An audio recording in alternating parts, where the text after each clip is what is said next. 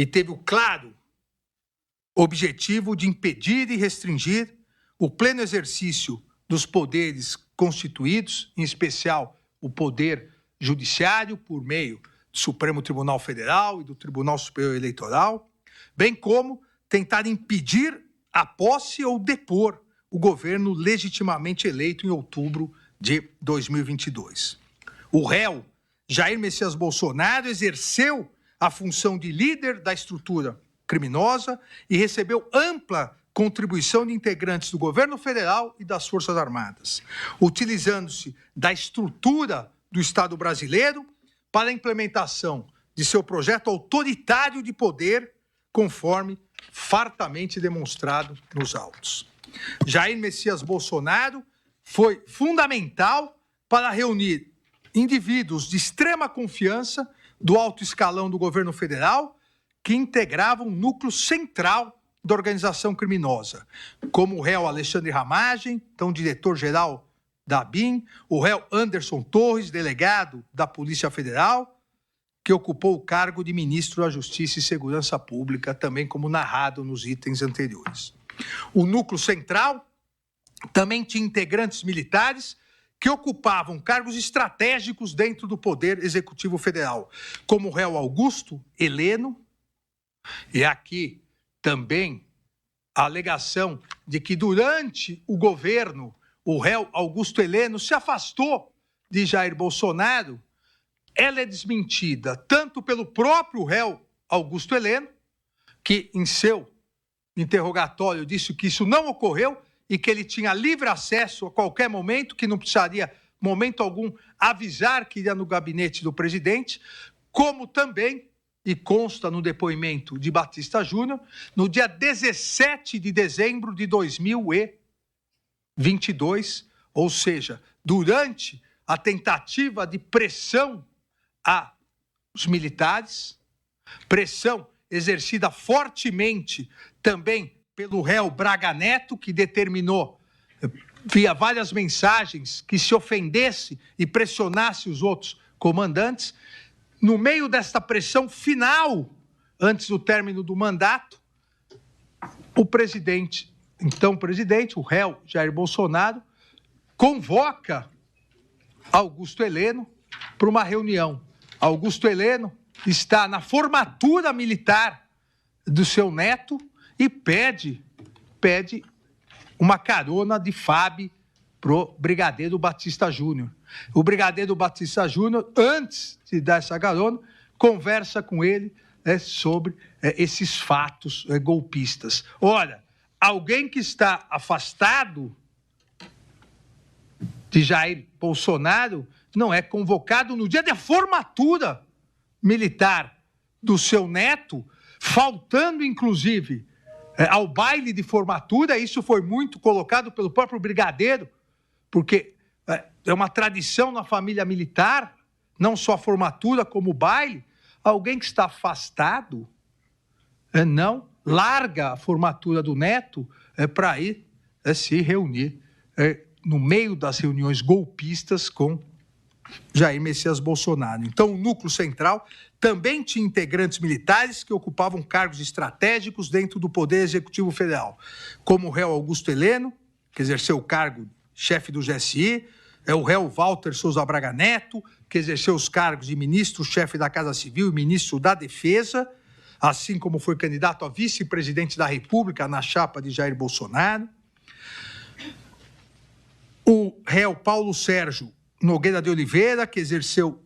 o Ministério da Defesa, também foi função central na estrutura criminosa,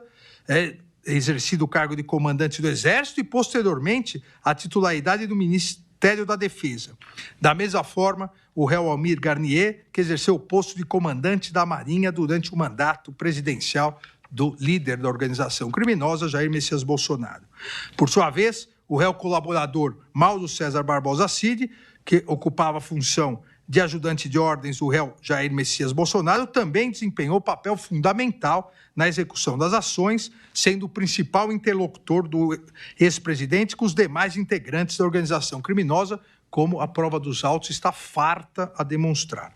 A estrutura da organização criminosa foi ainda mais sofisticada, visto que os réus utilizaram a estrutura do Estado brasileiro para se reunir de modo estável e permanente, com a intenção de permanecer no poder, independentemente de eleições ou do resultado das eleições, contando ainda com a expertise de táticas militares, em razão de réus e demais membros integrarem as Forças Armadas, inclusive as Forças Especiais das Forças Armadas. O líder da organização criminosa, exercendo o cargo de chefe de Estado e chefe de governo da República Federativa do Brasil, uniu-se a indivíduos de extrema confiança para a realização das ações de golpe de Estado e ruptura das instituições democráticas, assim como todos os demais réus, Alexandre Ramagem Rodrigues, Almir Garnier Santos, Anderson Gustavo Torres, Augusto Heleno Ribeiro Pereira, Mauro César Barbosa Cid, Paulo Sérgio Nogueira de Oliveira e Walter Souza Braga Neto. A estratégia do grupo criminoso consistiu na divisão de tarefas e na prática de uma sequência de atos executórios com o claro objetivo de abolir o Estado Democrático de Direito e também impedir ou depor o governo legitimamente eleito ou constituído com a realização de um golpe de Estado. A estratégia da organização criminosa, comandada pelo réu Jair Messias Bolsonaro, então presidente da República, tipificou o delito previsto no artigo 2º, caput, parágrafo 2º e 4º, inciso 2º, da Lei 12.850 de 2013. Consistindo em ampliar de maneira coordenada os ataques às instituições, em especial ao Poder Judiciário, por meio de graves ameaças ao Supremo Tribunal Federal e ao Tribunal Superior Eleitoral, desacreditando-os perante parcela da sociedade, bem como colocando em dúvida a lisura das urnas eletrônicas e o próprio pleito eleitoral, com o claro e ostensivo objetivo de deslegitimar as eleições de 2022 e, consequentemente, preparar os argumentos e instrumentos necessários para um futuro golpe de Estado, caso não obtivesse a vitória eleitoral em outubro de 2022. As diversas funções e condutas executadas pelos réus durante a consumação dos delitos imputados pela Procuradoria-Geral da República caracterizam a prática de integrar a organização criminosa,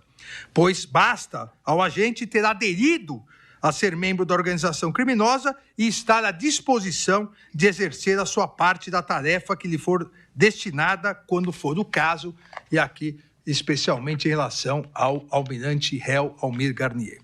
Os diversos atos executórios consumativos das infrações penais foram realizados em concurso de agentes, nos termos do artigo 29 do Código Penal. Quem, de qualquer modo, concorre para o crime, incide nas penas a este cominadas na medida de sua culpabilidade, é o que vamos analisar na sequência, caso haja a condenação dos réus.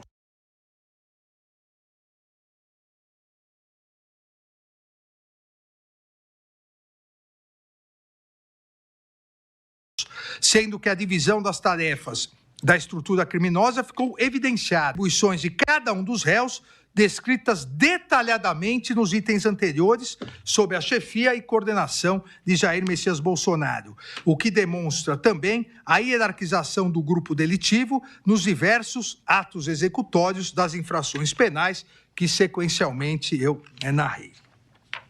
A estabilidade e permanência da organização criminosa foi comprovada pela investigação da Polícia Federal e corroborada pelas provas produzidas em juízo pela Procuradoria-Geral da República, e não deixam margem de dúvidas sobre a intensa interação e direto acesso que todos os réus tinham com o líder da organização criminosa, Jair Messias Bolsonaro. A atuação efetiva e a prática de atos executórios pela organização criminosa iniciaram-se vulnerabilidade das urnas eletrônicas e falta de legitimidade da justiça eleitoral, com a finalidade de gerar instabilidade institucional e caos social,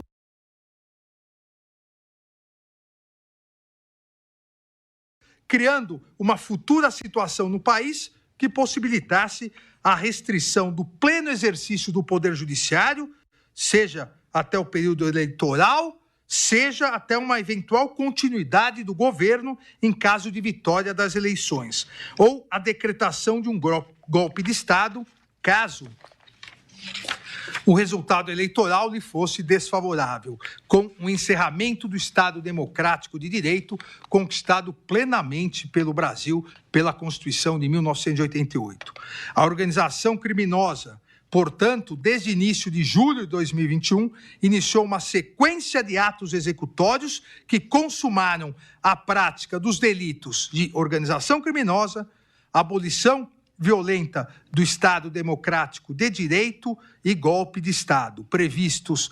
no artigo 359-L e 359-M. Os réus tentaram, com emprego de grave ameaça, abolir o Estado Democrático de Direito, impedindo ou restringindo o exercício dos poderes constitucionais, em especial do Poder Judiciário brasileiro, com o claro intuito de manutenção de seu grupo político no poder. Da mesma forma, mediante diversos atos executórios voltados a tentar depor, por meio de violência ou grave ameaça, o governo legitimamente constituído, seja impedindo que houvesse a diplomação e posse do presidente e vice-presidentes eleitos, no denominado autogolpe, seja retirando-os do poder após a posse em verdadeiro golpe de Estado, no que culminou com os violentíssimos atos criminosos de 8 de janeiro de 2023, que tipificaram também por participação nos termos do artigo 29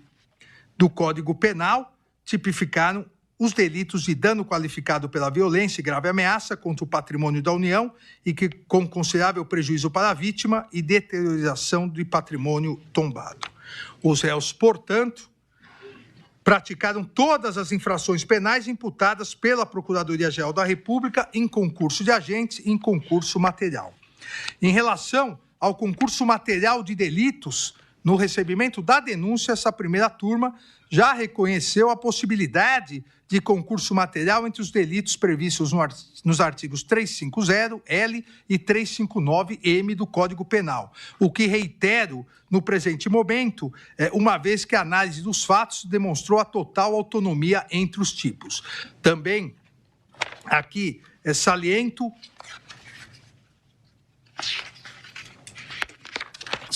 que o plenário do Supremo Tribunal Federal, por 8-3, e a turma a primeira turma, por inicialmente 5-0, posteriormente, com a divergência do eminente ministro Luiz Fux, por 4-1, já decidiu mais de 600 casos, reconhecendo o concurso material de delitos entre o artigo 359-L e o 359-M. A figura típica do artigo 359-L, denominada abolição violenta do Estado Democrático, prevê tentar, com emprego de violência ou grave ameaça, abolir o Estado Democrático de Direito, impedindo ou restringindo o exercício dos poderes constitucionais. Esse artigo criminaliza a tentativa de abolir o próprio Estado Democrático de Direito por meio de restrição aos exercícios dos poderes constitucionais. Os 3 poderes são tutelados pela norma jurídica. Ao criminalizar a conduta de restringir o exercício dos poderes constitucionais, o artigo 359-L permite, como no caso em questão, que o chefe do Executivo, no exercício do seu mandato, pratique diversas condutas criminosas por meio de grave ameaça ou violência para impedir ou restringir o pleno exercício do Poder Judiciário, como poderia ser também em relação ao Poder Legislativo. Essas condutas configuram a tentativa de abolição do Estado Democrático de Direito pelo presidente da República legitimamente eleito, sem que houvesse qualquer golpe de Estado, inclusive porque, nessa hipótese, a proteção legal estaria destinada, no caso concreto, ao Poder Judiciário, mas também poderia ser ao Poder Legislativo. Diferentemente, no tipo penal descrito no artigo 359-M, tentar depor, por meio de violência ou grave ameaça, o governo legitimamente constituído, a objetividade jurídica é a proteção do governo legitimamente constituído. Ou seja, a norma jurídica pretende proteger o Poder Executivo, o governo eleito democraticamente pelo povo, pretende proteger contra roubos ditatoriais, inclusive por meio de intervenções militares. São tipos penais diversos, como atesta toda a doutrina. Na presente ação penal, a Procuradoria-Geral da República imputa tipos penais que tutelam bens jurídicos distintos, com absoluta independência típica, cujas condutas dos agentes narradas detalhadamente foram de forma autônoma, ofendendo cada bem jurídico tutelado pelo ordenamento jurídico, e foram praticados em momentos distintos por meio de diversas condutas com desígnios autônomos, impedindo, portanto, a aplicação da consunção ou absorção. A consunção, ou o princípio da absorção, ou regra da absorção, aplica-se quando há unidade de desígnio, de forma que o agir do agente se dirige exclusivamente à obtenção de um único resultado criminoso. Nessa hipótese, o crime meio, de função subordinada, é absorvido pelo crime fim, por não possuir autonomia lesiva nem representar nova violação a bem jurídico, que é exatamente o que não ocorreu na presente hipótese. Na presente hipótese, inaplicável absorção, pois as previsões legais dos artigos 359L e 359M tutelam bens jurídicos distintos, têm independência típica e a imputação fática aponta ofensa a cada um dos bens jurídicos tutelados. A título, ministra Carmen, exemplificativo, hipoteticamente, para que fique bem claro a diferença e a autonomia desses crimes,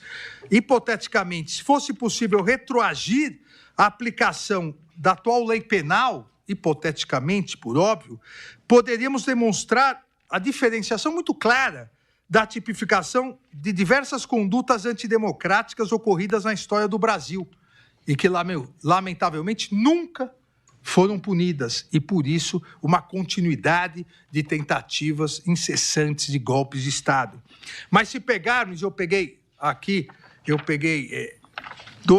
três casos, se pegássemos, poderíamos entender bem os delitos, que um delito 359L representa uma ofensa a bem jurídico e o 359M outra. A noite da agonia ocorrida no Rio de Janeiro, na madrugada de 12 de novembro de 1823, seria tipificada como crime do artigo 359L, abolição violenta do Estado Democrático de Direito, pois, por determinação do imperador Dom Pedro I, o exército invadiu o plenário da Assembleia Constituinte, prendeu vários deputados, inclusive José Bonifácio de Andrade Silva e seus irmãos, que posteriormente foram deportados. A finalidade foi dissolver a Constituinte para que o imperador pudesse redigir uma nova Constituição, outorgada em 25 de março de 1824, que o fortalecesse. Dessa forma, mediante violência, a abolição foi contra o exercício do poder legislativo. A minuta do golpe visava tentar abolir o Tribunal Superior Eleitoral, a Justiça Eleitoral, órgão do Poder Judiciário, substituindo por uma comissão composta por um grupo político. Claramente, aqui, assim como na noite da agonia, é o 359L. Se nós formos para o golpe de 30, que alguns chamam de Revolução de 1930, seria tipificado no 359M. Aqui sim, golpe de Estado, pois constituiu um movimento armado liderado pelo Rio Grande do Sul, Minas Gerais, Paraíba, que depois o governo legitimamente constituído por Washington Luiz, em 24 de outubro de 1930, impedindo a posse do presidente eleito Júlio Prestes, encerrando a denominada República Velha e colocou no poder Getúlio Vargas. Aqui o golpe de Estado. Ministro Alexandre, e em 32 foi o quê? Uma revolução. 32 foi a Revolução Constitucionalista, onde o Estado de São Paulo, farto dos abusos antidemocráticos do golpe de 30, conseguiu a promulgação da Constituição de 1934. E lá em São Paulo nós temos o MMDC, os 4 heróicos estudantes paulistas. E o feriado de 9 de julho, certo. Aqui, uma observação. Na história do Brasil, o único presidente da República eleito pelo voto que foi impedido de tomar posse foi Júlio Prestes. Os demais caíram em golpe. Ou seja, aqui é um golpe de Estado, um golpe que acaba com o final do mandato e impede o início de um outro mandato. Tanto no primeiro caso, Noite da Agonia, quanto no segundo caso, Revolução de 30, obviamente, por terem sido consumados, jamais qualquer pessoa foi responsabilizada.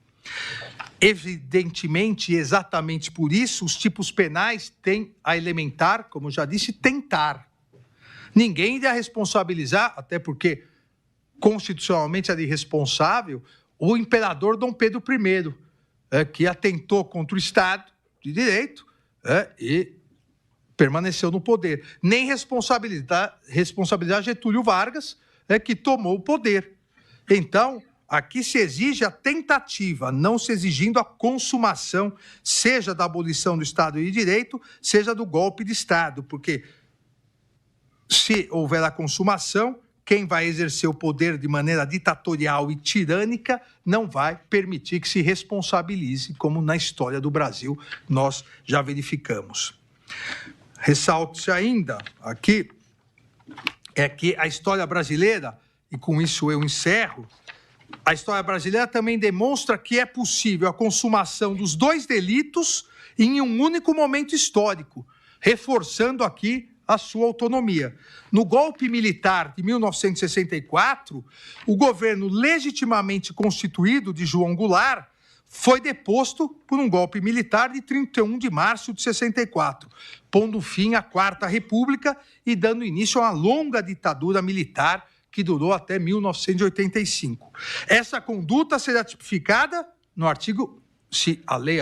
obviamente, à época existisse, no artigo 359-M, golpe de Estado. Mas como, novamente, o golpe foi consumado, não houve nenhuma responsabilização. Ocorre, entretanto, que mesmo na vigência do golpe de Estado, de 64, mesmo na vigência do estado de exceção, é possível identificar condutas que tipificariam o atual artigo 359-L, a abolição, no caso do Estado de Direito, porque não existia um Estado democrático, mas existia o Estado de Direito ainda na vigência da Constituição de 46. Uma vez aqui,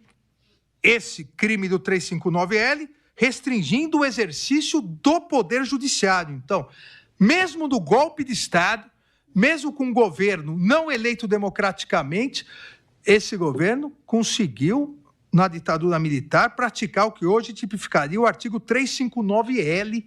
do Código Penal, com a edição, respectivamente, com a edição do AI-2, Ato Institucional número 2, que em seu artigo 6º ampliou o número de ministros do Supremo para 16, no sentido de submeter a independência do Judiciário, do AI-5, Ato Institucional número 5, de 13 de dezembro de 68, que em seu artigo 2º submete o Legislativo e o Executivo, permitindo ao Executivo, permitindo ao Presidente da República decretar recesso no Congresso, e em seus artigos 5º, parágrafo 2º, 6º e 10º, restringe o livre exercício do Poder Judiciário, vedando a apreciação de atos que suspendam direitos políticos, suspendendo a vitaliciedade e vetando parcialmente a concessão de habeas corpus. Além do ato de 16 de janeiro de 1969, com base no AI-5, onde a ditadura militar, para restringir a independência do Poder Judiciário e seu livre exercício, aposentou compulsoriamente os ministros desse Supremo Tribunal Federal, Vitor Nunes Leal, Hermes Lima e Evandro Lins e Silva. E, em solidariedade, o ministro Gonçalves de Oliveira renunciou ao cargo, aposentando também o general Perry Bevilacqua do STM. Vejam, nem democracia era um Estado de Direito, mas as condutas típicas, elas configurariam hoje a abolição do Estado de Direito, porque impediam o livre exercício do Judiciário e do Legislativo. São crimes autônomos cujas condutas, descritas longamente, demonstram a possibilidade de concurso material. Diante de todo exposto, Voto no sentido da procedência total da ação penal para condenar os réus Almir Garnier Santos, Anderson Gustavo Torres, Augusto Heleno Ribeiro Pereira, Mauro César Barbosa Cid, Paulo Sérgio Nogueira de Oliveira e Walter Souza Braga Neto pela prática das condutas de organização criminosa armada, tentativa de abolição violenta do Estado Democrático de Direito, golpe de Estado, dano qualificado pela violência e grave ameaça contra o patrimônio da União e com considerável prejuízo para a vítima e deterioração do patrimônio tombado, observadas as regras de concurso de pessoas e concurso material. Em relação a Jair Messias Bolsonaro, pelas mesmas infrações já descritas e a imputação específica de liderar a organização criminosa. E condena o réu Alexandre Rodrigues Ramagem pela prática das condutas de organização criminosa armada, tentativa de abolição violenta no Estado Democrático de Direito e golpe de Estado, deixando de analisar as condutas cuja ação penal foi suspensa pela resolução número 18, 2025 da Câmara dos Deputados. É o voto, senhor presidente.